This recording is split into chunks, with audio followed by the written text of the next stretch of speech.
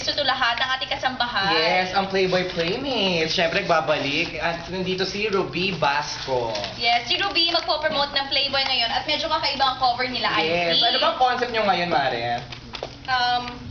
Eto, Ang concept niyo ba ngayon walang mata?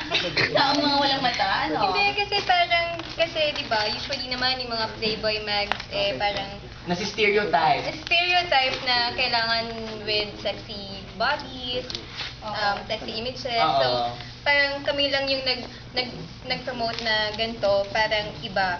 Lifestyle magazine kasi siya for men's men. lifestyle magazine. It's not just men's magazine, it's men's lifestyle magazine. Ay, bongga. Yun. In So, fairness. would you like to invite everyone to get a copy and I think you'll promote something? Ano event?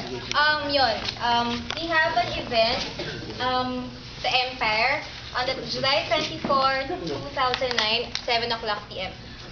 Ang ticket is 500 pesos with limited Playboy t-shirt and Playboy magazine. Saan ba kamera niya? Free drinks and food din, pero open bar siya till 8 p.m.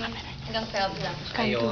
Oh, matagal na rin open bar na yun. And of Dito course, pala. you should get a copy of Playboy. Ayun. Ibang-ibang konsepto ngayon. Bonggang-bongga. Ibang-iba talaga. Bayan sa atin. Thank you, Ruby. May gusto ko ba sabihin? May gusto ko pang pananawagan? Ayun, we would like to invite everyone to grab a copy of Playboy Magazine Philippines edition, Back to School edition with features on Ateneo's 150th year, interviews with Transformer star. Log on to www.playboyphilippines.com for more updates. Ayan. Shia LaBeouf yun, di ba? LaBeouf. LaBeouf. Leba. Oh, anyway, mag-move on naman tayo from sexy to another sexy. Ay, thought sexy. Alam mo din sa Juicy, lahat talaga welcome. Pero love namin ng Playboy. Yes. Pero ito naman, dahil sa kamakilan ay ginanap ang 100 sexiest SM